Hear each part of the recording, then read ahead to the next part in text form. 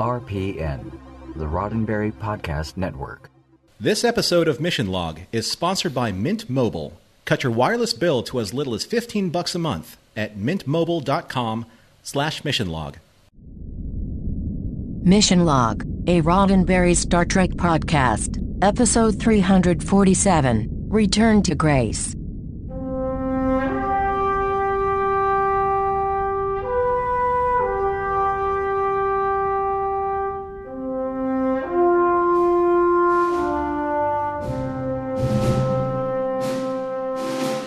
Welcome to another episode of Mission Log, a Roddenberry Star Trek podcast. I'm Norman Lau. And I'm John Champion. Each week on Mission Log, we explore the morals, meanings, and messages, and the unlikely pairings that often crop up in each and every episode of Star Trek. This week, Return to Grace, where we take a deep dive into the incredibly complex Gul Dukat and try to discover what exactly is most important to his overall endgame. His ego? His career, Major Kira's respect, or maybe even his daughter Zial? But before we try and disentangle this Cardassian version of a Gordian knot, here are some very clear ways to get in touch with us. If you'd like to chat with us, please contact us at these subspace frequencies. Mission Log Pod is where you can find us on Facebook, Skype, and Twitter. If you'd like to leave us a voicemail, please call us at 323-522-5641. Our email address is missionlog@roddenberry.com. And our show website, including discovered documents, is at missionlogpodcast.com. And remember, we may use your comments on an upcoming episode of Mission Log. I'm already trying to dissect all the different layers of Gul Dukat in this episode.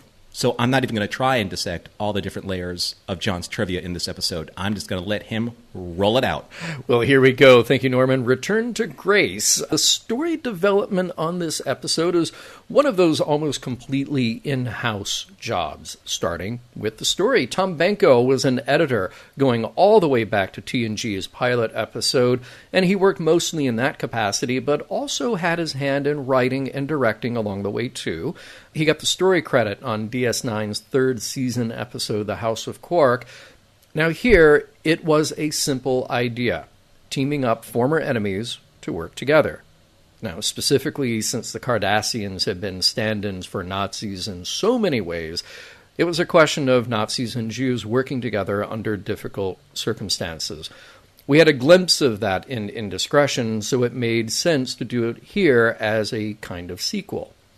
Hans Beimler was given the task of writing the teleplay. Of course, he's a longtime Trek veteran, too, having come over from TNG as a writer, producer, and story editor. Most recently, in our rewatch, we covered his episode, The Sword of Kahless. Story development doesn't end there, though. The director of this episode was Jonathan West, who we know primarily as a director of photography, following in the footsteps of Marvin Rush. He did get to direct a few episodes, though, and in this one he actually had a hand in shaping the story. In one version of the script, Dukat and his small crew, along with Kira, would beam onto the bird of prey, and we would have had a lot of fighting. Klingon bodies everywhere. It would have been a lot to stage, and it probably would have stretched the audience's believability too. So, Jonathan's assistant director, B.C. Cameron, came up with this idea to get the Klingons off the ship by way of the transporter. They together then pitched this to Ira and Hans. They loved it after mulling it over for a while, so that is the plot point that we get here. Now let's take a look at guest stars. Well, we don't have a lot. Of course, most of the action here is about Dukat, so we welcome back Mark Alaimo. We also welcome back Sia Batten as Zial. We first met her in Indiscretion. Sia will not be back on Star Trek until Voyager, and then again in Enterprise. However, we will have more appearances of Zial, played by two different actors. The Klingon captain we encounter along the way is played by John K. Schull. We have indeed seen him before on Trek in some small roles on TNG as a Klingon, then on DS9 as a Bajoran. He will be back for more in Voyager as a Klingon again and as other alien species. Finally, we meet a Cardassian officer, Damar, not a huge role, played by Casey Biggs. That should be a familiar name, if only because this small role turned into more appearances on DS9, 22 more to be precise. Casey even makes an appearance in a different role on Enterprise. He went from high school jock to theater kid to a graduate of Juilliard. He has an extensive on-screen resume, but then, as now, he continues to use his background for work in live theater. The world weighs on Kira's shoulders, but what is she to do? Dukat drives her crazy, but somehow I don't think she's worried about him. Maybe she should be.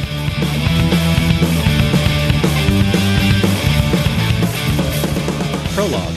Major Kira is undergoing a series of nauseating inoculations from Dr. Bashir in preparations for her upcoming trip to a Bajoran and Cardassian intelligence conference regarding the current Klingon aggression. She coyly admits that First Minister Shakar was very persuasive in asking her to represent Bajor, if in fact literally being massaged into an agreement constitutes persuasion. And if the vaccinations weren't nauseating enough, perhaps Worf's arrival to deliver Starfleet's request for Kira to refrain from sharing any technological secrets with the Cardassians inspired an immediate sprint to the lavatory. Back in her quarters, Kira is preparing for her trip as Gul Dukat arrives to ferry her to the conference on Korma. Dukat explains that because of his past indiscretion in fathering Zial with his Bajoran mistress, curried no favor amongst his family or the Datapa Council, relegating him to chaperoning precious cargo and dignitaries like Kira.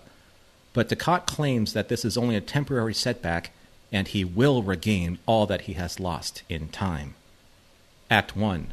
Aboard the Cardassian freighter Grumall, Kira is reunited with Zial, who admits that Cardassian life has been difficult, but Dukat has been strong, proud, and public about the relationship, which has cost him so much in return.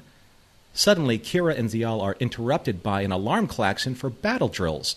It turns out that Dukat, even though captaining a lowly cargo freighter, still demands military discipline and execution of duties to boot. Clearly frustrated with his new command, Dukat apologizes for lashing out at Kira's tactical suggestion to improve weapons readiness and offers an olive branch in the form of dinner. Over his last bottle of Bajoran spring wine, Dukat and Kira fall into a very familiar pattern of their usual tat-a-tat, as Dukat sincerely thanks Kira for convincing him to spare Zial, even after paying such a high price for that decision. And as far as familiar patterns go, Dukat cannot help but to press Kira about her blossoming relationship with First Minister Shakar, going so far as to regale Kira with intelligence files of Shakar's, conquests. However, their dinner is interrupted by a real call to battle stations. Dukat's tactical officer, Damar, informs him that the outpost on Korma has been completely destroyed and a subspace distortion has been detected in the vicinity. As a familiar bird of prey silhouette appears on screen, Dukat utters only one word: Klingons. Act 2. As the Klingons decloak and scan the Grumall, Dukat raises shields and prepares for battle. But Damar and Kira both agree that the Klingons, who have lowered their shields and are vectoring away from the freighter, are quite simply unconcerned with the Grumall's seemingly unthreatening presence. Taking their nonchalance for arrogance, Dukat orders to fire on the bird of prey in retaliation to both the attack on the outpost and to avenge the murders of the Cardassian delegates. Ignoring Kira's protest, Dukat fires at the Klingon ship with absolutely zero success. Adding insult to injury, the bird of prey turns, advances towards the Grumall, and simply warps away, proving to Dukat that there was no honor in destroying his inferior, lowly freighter. Much to Dukat's surprise and delight, Kira formulates a plan to go after the Klingons. Kira wants to salvage one of the disabled disruptors from Korma and refit this superior armament into the Grumall's cargo hold. But Dukat can't seem to wrap his head around such a desperate strategy, as Cardassians have been so rigidly trained to fight from traditional Cardassian positions of might and strength. But Kira, a seasoned expert in terrorist guerrilla warfare, persuades Dukat to shed those traditions, as desperate times call for desperate measures. Act 3. With the salvaged Class 5 disruptor cannon installed, their first test proved fruitful, aside from a few critical chain reactions to power relays and plasma conduits. Having every confidence that Kira will work out the kinks in time for their eventual showdown with the bird of prey, Dukat sees this modicum of success also as a means to restore his nefarious reputation with the Detapa Council as well, with all due credit to Kira, of course. But she brusquely reminds Dukat that her cooperation has nothing to do with teamwork and everything to do with avenging her people, as Dukat retorts that he is also trying to do the same. Dukat freely admits that he is a complicated man, unlike the simple field hand turned first minister in Shakar. And Kira, who is by now used to Dukat's overtures, simply ignores his conversational byplay and suggests that they focus on the real problem at hand, destroying the bird of prey that is still roaming freely and unchecked. Later, Kira is showing Zial the differences between Cardassian disruptors and Federation phaser rifles, favoring the Cardassian weapon for Zial's personal defense. However, their conversation takes a much more serious turn as Zial claims that Dukat is remorseful for what he did during the Bajoran occupation, and that she can't see her father as being the monster and murderer Kira claims him to be. Kira looks intently at Zial and tells her that Dukat wants something from her that she can never give him: forgiveness. Back on the bridge, Kira and Dukat try to anticipate the bird of prey's next target. He informs her that the civilian outpost on Laval is secretly housing a weapons research installation, a prime target for the Klingons. Dukat proposes to lure the bird of prey to them by making it seem that the Grimal is hauling dilithium, which he believes would be too enticing for the Klingons to ignore. All they need after that is one good shot. Upon reaching Laval, they set their trap and lay in wait. And wait. And wait. And before Kira suffers another of Dukat's grand soliloquies, the bird of prey decloaks. Act 4. Damar informs Dukat and Kira that they have been scanned and that the bird of prey's disruptors have targeted them. The Klingons have taken the bait and hail the Grimal to demand its identity and cargo. Dukat sells the ruse that they are simply ferrying spare parts to the Dopa system, and the Klingons lock onto the Grimal with a tractor beam. Kira's plan is working perfectly, and as the bird of prey tows the Grimal in closer, Kira opens the cargo bay doors, and Dukat orders her to fire that one disruptor burst that they need to cripple the bird of prey. But the battle is far from over. Returning fire, the Klingons critically hit the Grimal, and Dukat looks to Kira for another of her famed improvisational combat tactics. As the Klingons scramble to get their disruptors functioning, Kira and Dukat beam aboard the bird of prey, and thanks to Kira's access to Klingon transporter codes, manage to swap crews, beaming the Klingons to the Grimal, and the Cardassians, including Damar and Zial, to the bird of prey. Dukat seals the victory by destroying the Grimal with a disruptor barrage that was originally meant for them. Kira, however, is far more interested in the tactical intelligence that she's mined from the ship's computer. Dukat, with the very first Klingon bird of prey ever captured by Cardassians, coupled with the intelligence of all Klingon raider activity in the sector, he is all but guaranteed reinstatement to his former stature on Cardassia. But his celebration is short-lived as his superiors wish to use the Klingon tactical data to discuss diplomatic solutions instead of crippling them under Cardassian military control. Dukat vilifies his leaders in front of Kira as being something she's never known of their race: submissive and fearful. But Dukat, who sees himself as a bastion of true Cardassian will, decides to take the fight to the Klingons, with or without the support of his people. Act 5. Filled with self-righteous cause and a disbelief at the weakness of his government, Dukat has vowed to wage a one-man war against the Klingon Empire. Kira understands his position better than most, and Dukat appeals to that very understanding, trying to recruit not just her influence to his cause, but her tactical guerrilla fighting skills as well. He makes an impassioned plea to Kira and tries to make her come to terms with her need to fight for a cause worthy of that which she used to fight for during the Cardassian occupation, the war against injustice and tyranny. But this time, it is against a new enemy, and this time for the Cardassians. As Kira contemplates Dukat's proposal, Zial asks Kira to train her so that she can fight at her father's side against the Klingons. But Kira sees something familiar than just training a soldier to fight against her oppressors. She sees Zial, an innocent girl who has been unfairly caught up in a war that isn't hers to fight, and who deserves a far better future than one of bloodshed, of vengeance, and of the physical and emotional scars of war. Kira decides not only to distance herself from Dukat's crusade, but to take Zial with her back to Deep Space Nine, in order to give Zial a real chance at a normal life. a life full of promise, of hope, and a life that Kira never had the chance or the choice to live, but now can vicariously through Zial, who has finally found a place in the universe that will accept her for who and what she is. The end. So, I mean, come on. Of course, we have to start at the episode with reference to a planet-wide outbreak.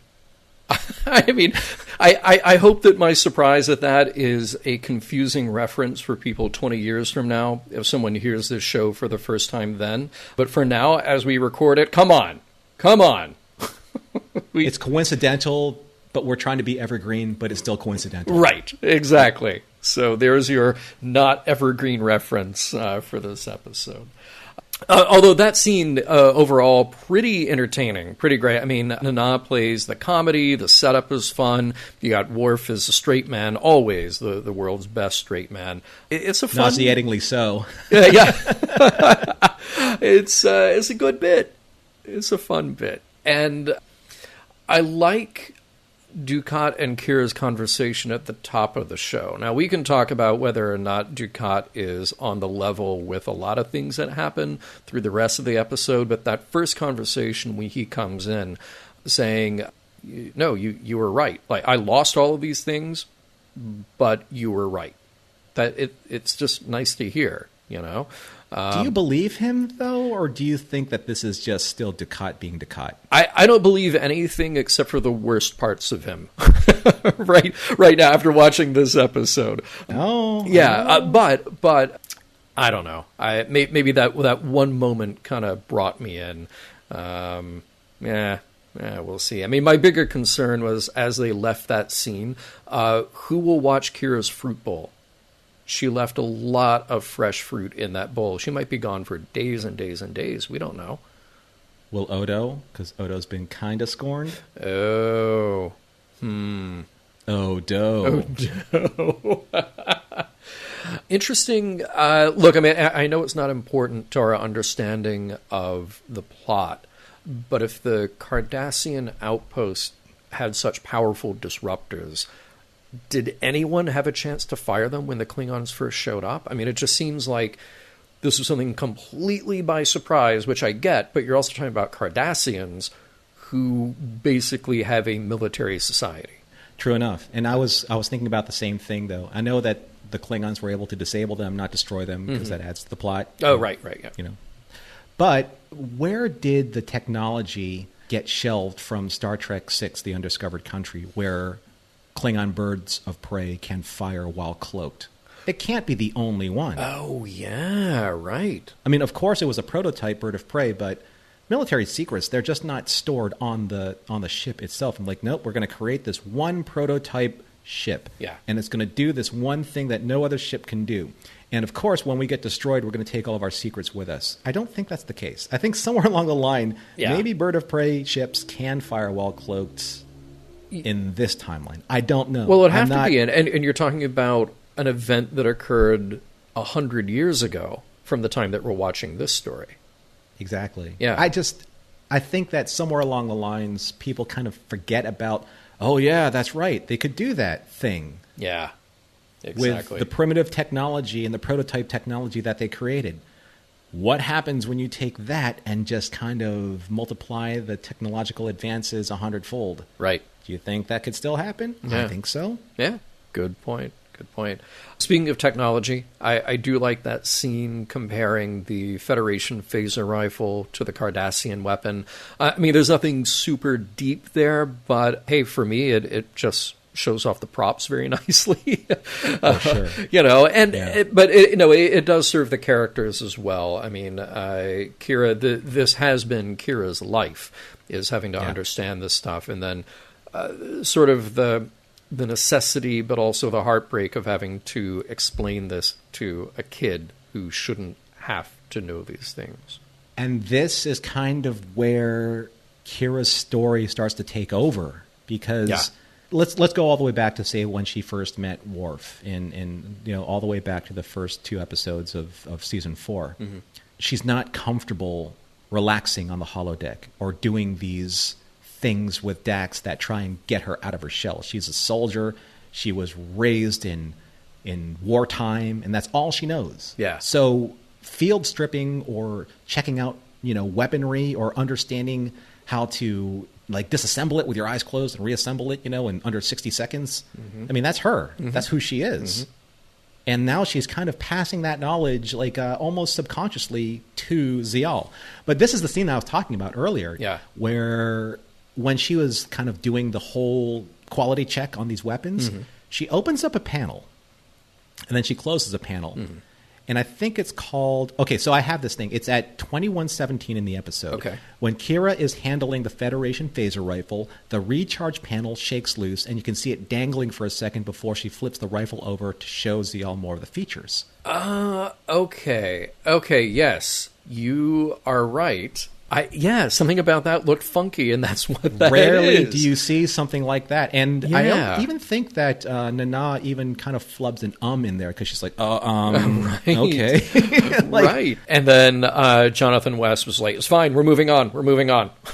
Well, I'm sure, This film stock costs dollars, and actors cost money, and seconds cost time and money. They're all waiting for But it was lunch. just one of those things where, they're like, click, open, and then she flips it over. She's starting to talk about kind of like the balance and the stability of it. And when she does that, I think that Nana inadvertently kind of just shakes the magnetic clasp loose, and it falls into frame. And I'm like... That's odd. And when she flips it over, she's like, okay, we're good. As I was saying, this thing is super complex and might break, so don't use it. It was just an odd flub. Again, the timestamp on that from when I was watching it on Amazon Prime is 21:17. That's very cool. You go take a look. I love stuff like that. It just sort of puts you into the reality of production, All that said, that there are good scenes with Kira and Zial allowing us to see Dukat through Zial's eyes.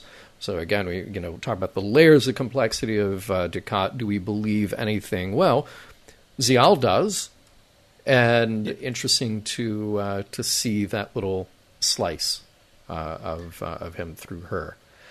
By the way, just from a production point of view, I love the use of all the Klingon set pieces here. Totally. And especially there's that one shot of Kira kicking a Klingon into a panel that explodes. That was just over the top and wonderful, and I loved every second of it. But those sets are lit beautifully. The warm light back on the actors just looks terrific.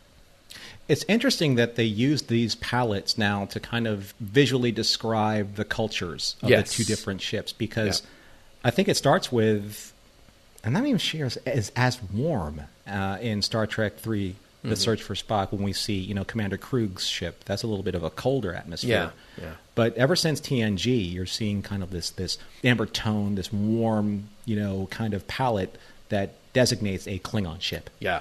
And they really changed that up for Star Trek IV, which I thought was cool. So same ship, supposedly, though they redressed it, but you even changed the lighting scheme a little bit to make it a little more flattering for our cast, I'm so surprised that Shatner didn't fight for the throne style of command chair. Right.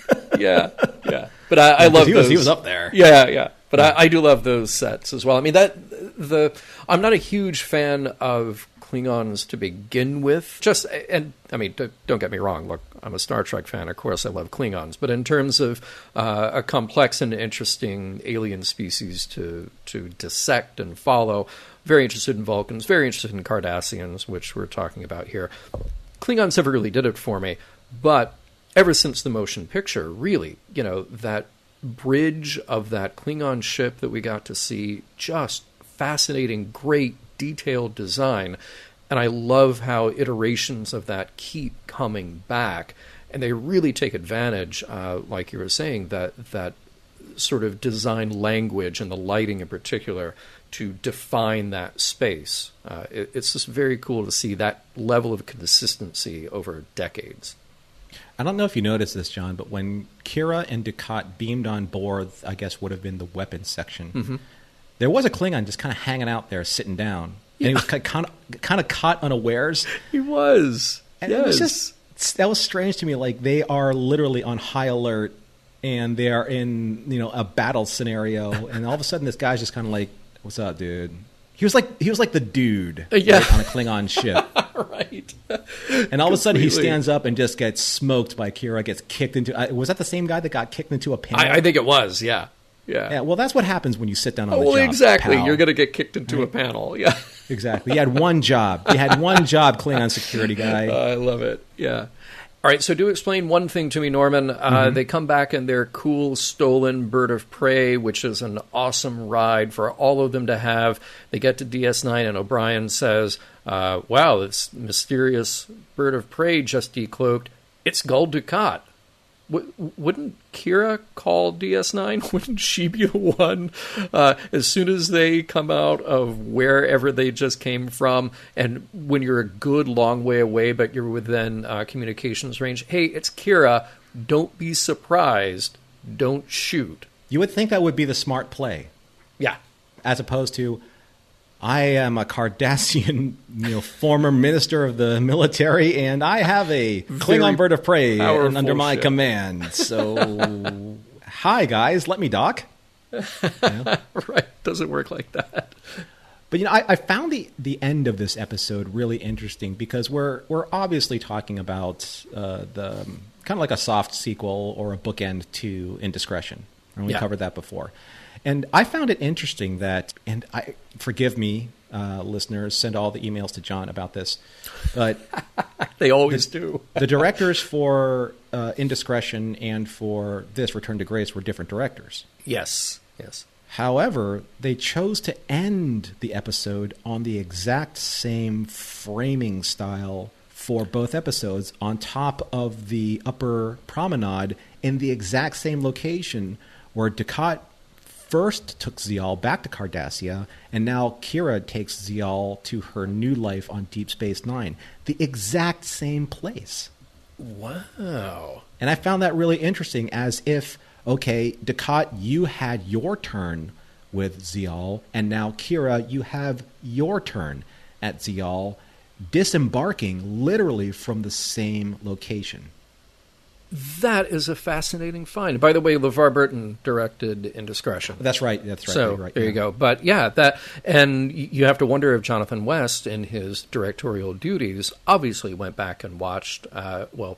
He had worked on Indiscretion in some capacity anyway, but must have gone back to watch and just go, okay, are there thematic connections to find here? And what a great inspired ending to do exactly that. Well, I have to believe that there are obviously production assets that they have at their disposal. This particular angle and shot and setup, definitely, they have to use over and over and over again. But I just found it really nice, just in terms of the detail of bookending this encapsulated storyline of Dukat, Kira, and Zial in that fashion. I thought that was really smart.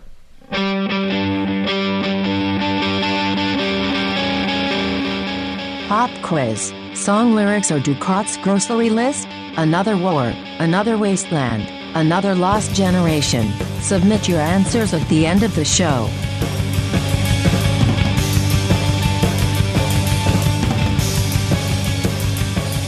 We'll get back to Return to Grace in a moment, but first, a word from Mint Mobile. Have you taken a look at your wireless bill lately? Because I'm going to let you in on a little secret. If you do, you'll probably notice that you're paying too much. I mean, look, it's 2020. Network coverage is everywhere, and it's better than ever, no matter your wireless provider. So, why are you paying more for the same exact service? That's where Mint Mobile comes in. They can cut your bill down to $15 a month for the same premium coverage that you were paying more for elsewhere. I know what you're thinking. This is too good to be true, but these guys know what they're doing. I have been using Mint Mobile. I have to honestly say that my experience has been the same. First of all, it is very easy to set up. Everything is done online, so don't have to go to a store, don't have to be upsold on something. I get to choose the plan that I want, and then the coverage is the exact same coverage I would be getting otherwise. So with your old wireless bill, you are actually paying for retail stores and tremendous overhead. So that's why Mint Mobile came along and reimagined completely how you buy wireless and made it all online. Those savings then go to you. So Mint Mobile makes it easy to cut your wireless bill down to just $15 a month. Every plan comes with unlimited nationwide talk, plus text, and crazy fast 4G LTE. You can use your own phone with any Mint Mobile plan and keep your same phone number along with your existing contacts. And if you're not 100% satisfied, Mint Mobile has you covered with their 7-day money-back guarantee. To get your new wireless plan for just $15 a month and get the plan shipped to your door free, go to mintmobile.com/missionlog. That's mintmobile.com/missionlog. Cut your wireless bill to $15 a month at mintmobile.com/missionlog. All right. Gul Dukat, Norman. Gul Dukat, formerly Legate Dukat. Kira's just on a one-name basis with him, just Dukat. I'm fascinated. I'm utterly fascinated by him. Like I was saying earlier in the show, really all the Cardassians, the Cardassian experience, their culture, I think is one of the best developed that we've gotten out of Star Trek. There's a lot going on here with his desire to regain his political power. And interestingly, that seems also tied into his self-worth as it maybe connects to his personal relationships too. It's partly this the sense that his manliness is on the line here. And this is well before we're using terms today like toxic masculinity, but he is just lousy with it. You know, John, I mentioned this earlier in my opening statement, but it's true. It's like, what is most important to Dukat at this moment? Is it his ego? It is his career? How he's trying to manipulate Kira's feelings towards him? It always seems that Ziyal has kind of taken a back seat to basically his whims, like whatever is important to Gul Dukat at this time. And at this time, it's his trying to repair whatever damage that he's done to himself because he has literally publicly accepted Ziyal as his daughter, and he's lost so much in the process. So he's kind of overcompensating in a way. Well, not only is it that, there's also, because yes, he is overcompensating. It's and look, I'm not saying anything that's surprising or shocking. He is the adversary of the show. He is one of the adversaries of the entire series. So, of course, he's going to have all these disturbingly complex attributes. But part of the thing here is his entitlement. It's sort of this smug confidence that whatever he decides to do is the right decision. And even if there is a setback or failure along the way, like with his family, even, again, by doing the right thing, which is to not kill Ziyal and bring her back home with him, well, this is just a minor thing. Being demoted, that's just a setback. I will have all of that back again because... In time. Yeah, in time. In time. Because, damn it, nobody can tell me otherwise. It really is a setup for this almost sociopathic personal drive that he has. You know, there's an old saying that you miss 100% of the shots you don't take. That's been attributed to Wayne Gretzky. That's been attributed to Michael Jordan.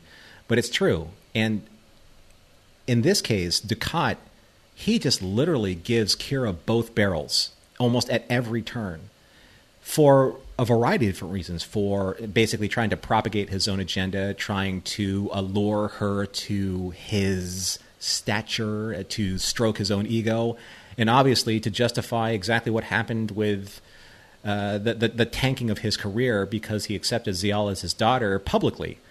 Right now, he's, you know what? He loves, I think, being able to just kind of be this peacock, this Cardassian peacock that just kind of struts around and plumes his feathers and says, look, everything is happening according to my design. Right. Everything that has transgressed is because I wanted it to be so. Yeah. And sure, I took a setback, but I did it for the right reasons, you know. Right. Can you say the same? Of course not. But don't worry, I will be back. Yeah. Well, and here's the thing that it does make you question what the actual underlying motive is. And we look at this bizarre friendship, work relationship that he has with Kira, that he's trying to stoke with Kira. Is it really about her? Is it really because he is into her, or is it just because this is what he does and he is going to, quote, win around this no matter what? I mean, to be clear, I am very creeped out by his obsession with Kira for so many reasons. He was the enemy in a profound way, not just the annoyance. He was the enemy in a profound way, the occupier of Bajor, responsible for the deaths of her friends and her countrymen. He shouldn't be trying to make anything happen with her, and yet here he is doing it. And I get that he's sort of lost if we were to build any kind of sympathy for him at all, and his entire existence is wrapped up in what he can accomplish or how much power he has. But he's not going to learn anything here. I feel like he won't, no matter what. I wanted out of this episode to see Kira absolutely much more boldly putting him in his place. She does it a little, but it's almost like a workplace harassment level of discomfort. Mm-hmm. And then we kind of wrap up the episode with these quasi-friendly feelings. It's just that we've seen Kira be a lot bolder before. And if she is going to let that part of her come out, boy, this is the time to let it come out. I wanted to see a roundhouse kick to the face at some point. Now, I do love that Kira takes Zial under her wing, because it's not about Dukat, it's about compassion. It is about doing the right thing, regardless. So I love that bit of redemption built into this story. Well, I definitely agree that there's an infatuation that Dukat has that's kind of coloring his actions and his opinions towards Kira. I mean, there's that old saying that enemies make strange bedfellows. You know, that's one of kind of like the tropish the ideals that this particular episode leans on. I mean, Dukat has an infatuation with Kira. He loves how strong she is. He loves how independent she is, how she's really good at the kind of stuff that he enjoys, being military-minded, being this guerrilla tactical warrior woman, that he feels that if she joins his side, it will only bolster his position and round out like his capability as being this military advisor to Cardassia. Yeah. It's as if there's a part of his yin that needs her yang in a way, right? Because he says that, you know, you're doing something. You are this part of this the Shakaar resistance that we couldn't beat. You beat us.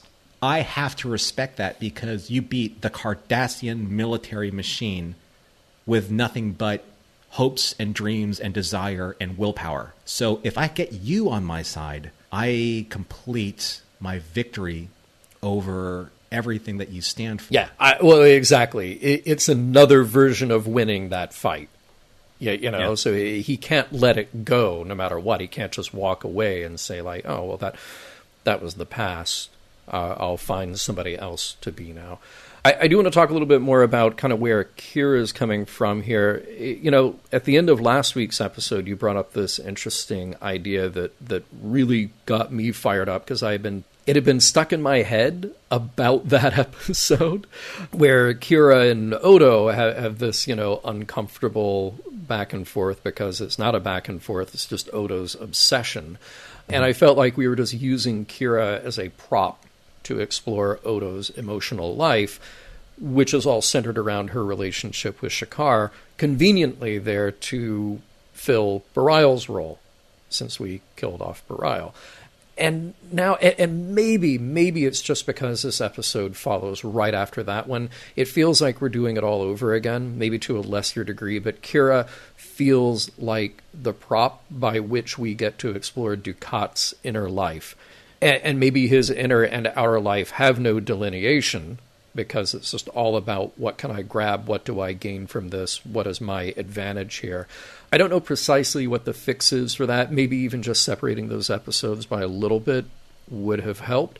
But it feels a little lazy, like we're revisiting some of those same tropes where there was an opportunity to dig in more to what makes Kira tick. But here's the thing. I say all that without sort of, I don't want to completely denigrate that we did get quality material out of Kira this time compared to last week. But if we're going to do a similar thing where she's just the object for what's going on, I still want more. I want more out of her. And like I said, I want that roundhouse kick to the face. It's true. I mean, I agree that perhaps the exploration of her relationship with Odo and Shakar is too close to very similar sentiments that are being kind of like, laid out in this episode, because obviously Dukat loves being able to kind of troll and dig at Kira about Shakar. He's jealous in a way. Yeah.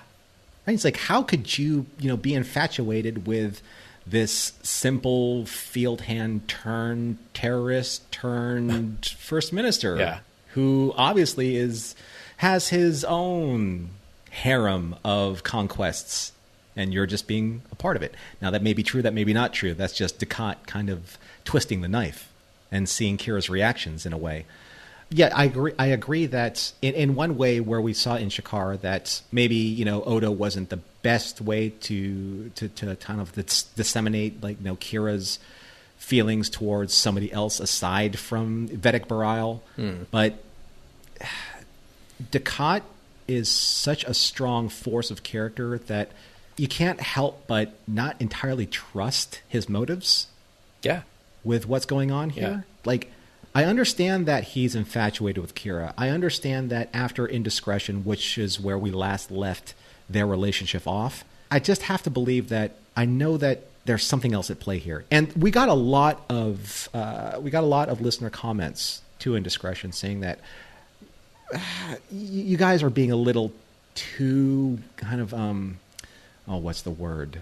Paranoid maybe, or or maybe too harsh, on Dukat. Like Dukat is that, he has a chance for redemption. He takes a chance for redemption, blah, blah, blah.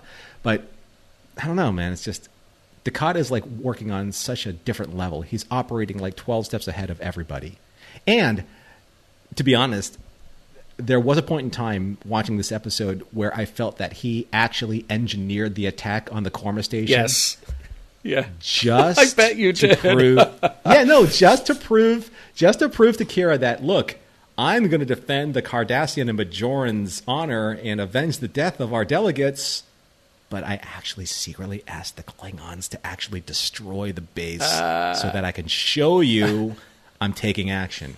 Now, that's not true, obviously, but I wouldn't put it past him. Yeah, I think you're totally right. Right that you wouldn't put it past him. Now, I don't agree that happened, obviously, but look, I was the one who, when we were covering Indiscretion, said that I was moved by the Cardassians' tears. I wanted to believe that emotional moment. I still think that the things that led up to him reuniting with Ziyal were genuine. I still think that, maybe he didn't learn anything from Kira saying, don't kill her. Maybe there was some other advantage he could see in there. For whatever reason, he changed his mind. But regardless, this Dukat is the Dukat who is trying and maybe not succeeding at three-dimensional chess, or many more dimensions beyond that. But he is the guy who's trying to be several steps ahead. And whatever it is that is his obsession with Kira, it is not just simply he's got the hots for her. There is a manipulation involved there. There's an entitlement, which is a word that I used before already on this. And there's that and his professional life all wrapped up in his self-worth, his value as a Cardassian, which, again, he can be despicable, but it also makes him completely fascinating. But I think the one thing that Kira tells Ziyal, and I think it's the crux of his motivation, is that Kira will never give him the one thing that he wants from her, and that's forgiveness. That's so important to Dukat moving forward, because he knows that he has... I'm not saying that he's taking a moral turn, but he understands that he has done some pretty unsavory things during the course of the Cardassian occupation of Bajor, of which that Kira had fought against with Shakar. And now that they are in this new space, this new alliance that they're trying to forge against the Klingons, He needs her to reconcile her feelings towards him, whether romantic, I'm probably sure that he wants, but definitely from the forgiveness perspective, because he wants to move past his transgressions as this other Dukat, this Dukat that of his past. Yeah, but see, here's the thing. Forgiveness to what extent? Because it's one thing to say, I need forgiveness because I need to be accepted, and I need to atone for what I did before. I need that forgiveness so I can feel whole again. Or from this very possessive and selfish Dukat, I need forgiveness because then it basically clears me. Because then I can walk into a room and say, like, oh, yeah, that whole Bajoran thing, oh, we're good now. I got forgiveness. All taken care of. I'm totally on that. Yeah, okay. That's okay. That's the kind of forgiveness. Believe me, like when listeners listen to my feelings on Dukat and indiscretion, that's the Dukat that I believe is still operating at this level in this episode. Gotcha. It's not that he's trying to find some type of like moral cleansing here. Yeah. It's that once Kira forgives Dukat for what he did, Dukat claims all influence over her, because that's the one thing that he has not been able to break her for, is her forgiveness, her basically her acceptance of what he did and her forgiveness of those atrocities. And once he does that, he owns Kira. He breaks her from every single aspect of why she despises Dukat. And in doing so, now he's like, okay, that being done, that being said, now I can start this new agenda of trying to manipulate her to now physically, emotionally come over to my side. But until that happens, until those transgressions are forgiven, she will never be able to make that leap. And that's something that is so profoundly disturbing to him, because according to him, he's been able to do that to everybody at his discretion except her. And I think that makes her even more exotic and enticing and irresistible, because it's the forbidden fruit that can never be tasted. That's why I can say that's that. why I want to see her take him out.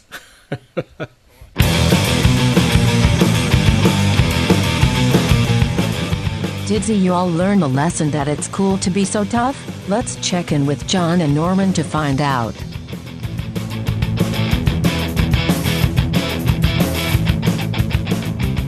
So at the end of the show, as we do on Mission Log traditionally, because like Cardassians, we respect tradition and we respect what we do here.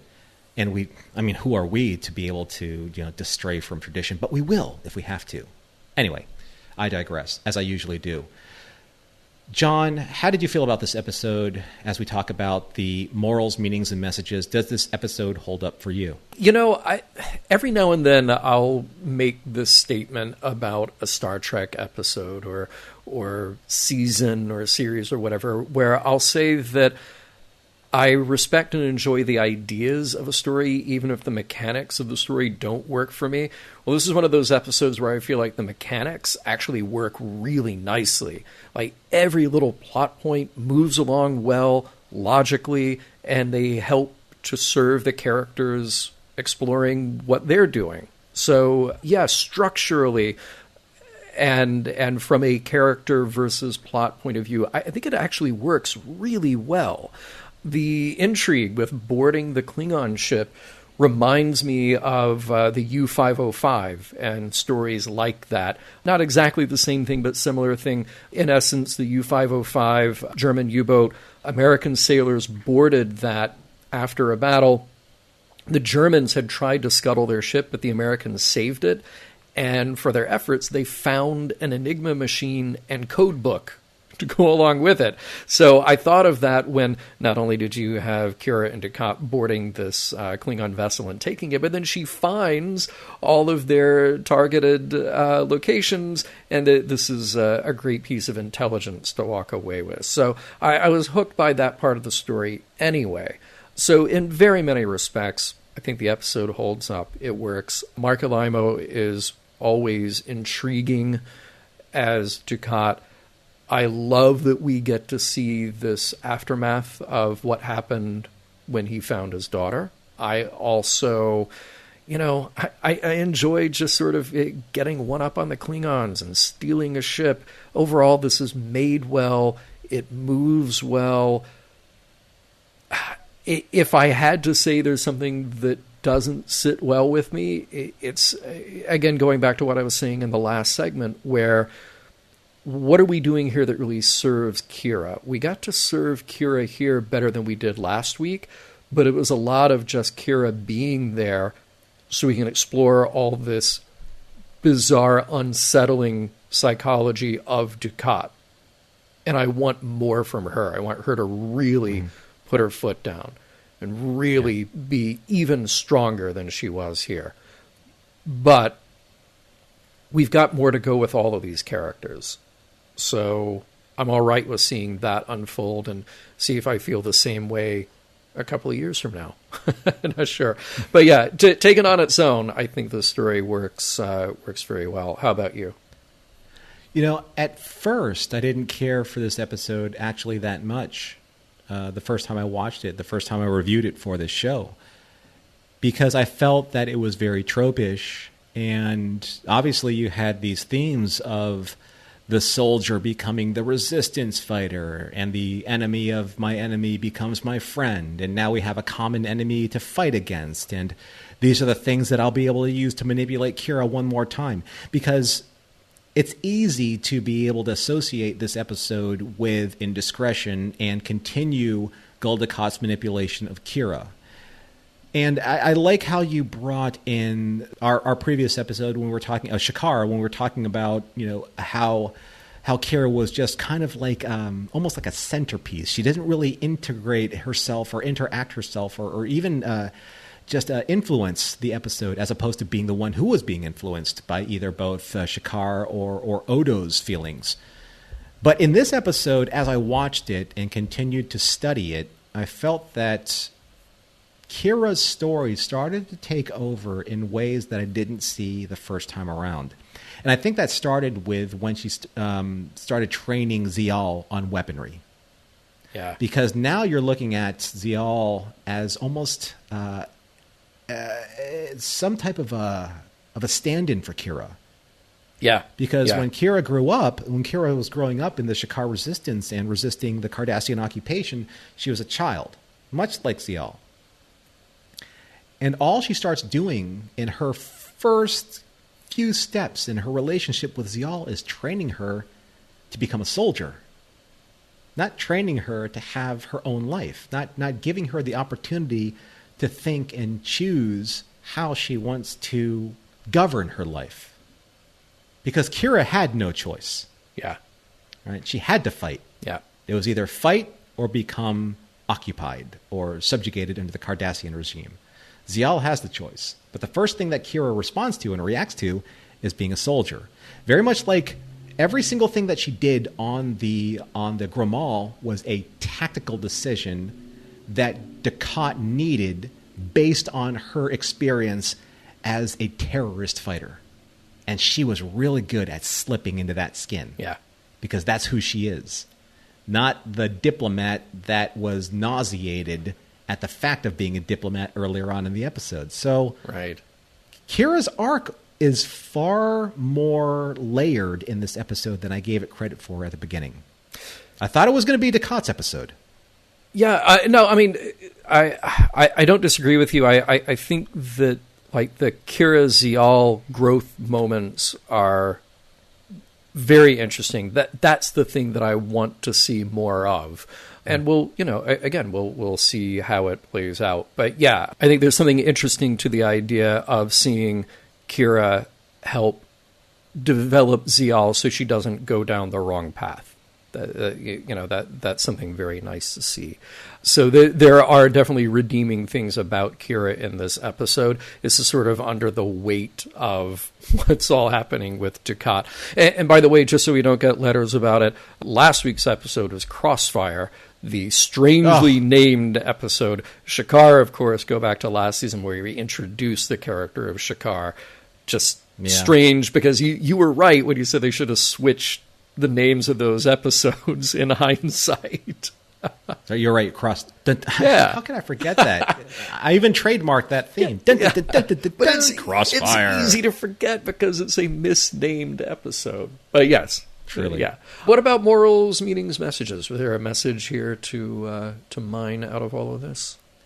Well, for me, I mean, I think that there's this a very standard yet applicable trope of enemies make strange bedfellows. Mm-hmm. Yes. Because where we are with Dukat's and Kira's relationship, sure, he's attracted to her physically. I'm attracted to her physically. Yeah. I mean, as a hetero male, I'm attracted to her physically. But in Dukat's, the way that he sees her is that not only am I attracted to her physically, but I need to manipulate her to come to my side. Right? And that's what we were talking about in Indiscretion, and that's what we were talking about here. Once he owns that from Kira, once Kira gives him that level of control over her past and her beliefs of what she has done during the Bajoran occupation, and say, hey, you know what? I understand what you're doing. I'm going to come on your side because of this Klingon aggression, and we're going to work together. Once that happens, once she even lets him in the door just a little bit, Dukat will springboard that into a victory. Yeah. And as a military man, he can't help but be, I guess, attracted to her as a soldier, a warrior. And he's infatuated with her ingenuity, her resourcefulness. But I also think that there's something that even attracts him more, and that's her ruthlessness. She's ruthless when she needs to be. She is resourceful when she needs to be. And I think, by and large, he wants her almost as if an equal partner in his machinations to come. Yeah. See, I wonder if there is any message to be found about Dukat here. And I kind of worry that maybe the message is that, once a bad guy, always a bad guy. That he's somebody who can't be trusted no matter what. So maybe there isn't something to be gained from him, but it's sort of a downer of a message if we're pinning this on him about what he's up to and what he's getting out of all of this. I do think that for me there is a positive message, which was Kira telling Zial the best way to survive a knife fight is never to get in one. We've seen Kira grow from being kind of not sure of herself, going from terrorist to a Bajoran official on Deep Space Nine, to sort of living under this quasi-Starfleet set of rules, but it's not really quite Starfleet exactly because it's DS9, and now be the person to say, no, it's not right to fight. You shouldn't want to be in that position. It's cool to see that growth out of her. Sometimes the best move is to not play at all. That's well done. Yeah. So that's what we're, at least something that I'm getting out of her, is her lesson to Zial. Well, one of the things I also think that was a message that I came away with is that Dukat and Kira are almost kind of like divorced parents, right? Who can't reconcile their differences between themselves, but they can put aside their differences for their child, in this case, Zial. Because, Zial obviously isn't biologically Kira's. Mm-hmm. But because Kira made that plea for Dukat to spare her at the Breen camp, now Kira is responsible for her life. She pleaded for her life, and Dukat gave that to her. At that moment, Kira became entangled in both Dukat's and Zial's life, as much to her chagrin with that aspect of Dukat's life. Yeah.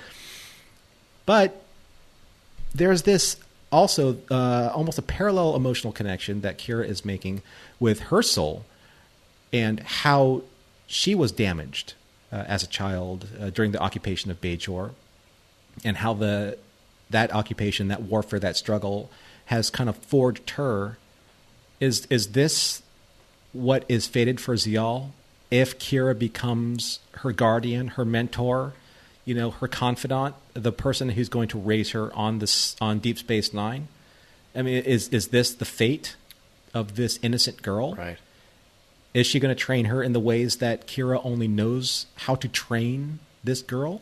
So I think that's interesting. Is this the future for Zial, who Kira spared, but only to subject her later to the horrors of war because she just wants to follow Dukat's agenda? I am not the product of divorced parents, but I have seen and have friends and have relationships with people who have gone through the struggle of divorced parents. And each parent seems to have chosen their children to be the vessel of their agendas. And in turn, those children have not had the opportunity, the choice to make the lifestyle that they want for themselves, as opposed to trying to appease either side of their parents. Well, we'll hope for the best for Zial. And hey, we'll get to check in with her from time to time. We're going to see how this plays out over another couple of years. Mission Log is produced by Roddenberry Entertainment. Executive producer, Rod Roddenberry. Mission Log is a part of the Roddenberry Podcast Network. Visit us at podcast.roddenberry.com and enjoy the entire family of podcast entertainment, including Women at Warp, Priority One, The Trek Files, your daily Star Trek news, and Shabam. Shabam! If you would like to support Mission Log directly, you can do so at patreon.com/Mission Log. And for more Star Trek news and discussion, be sure to visit trekmovie.com. On the next Mission Log, Sons of Moog.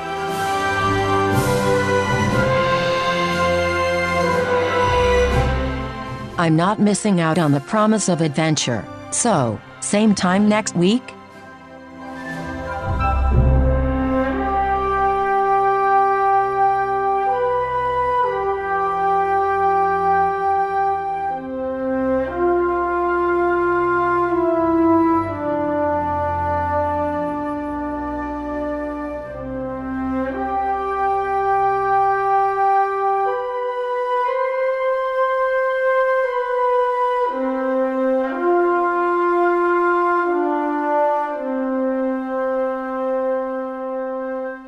End transmission. Podcast.roddenberry.com, the Roddenberry Podcast Network.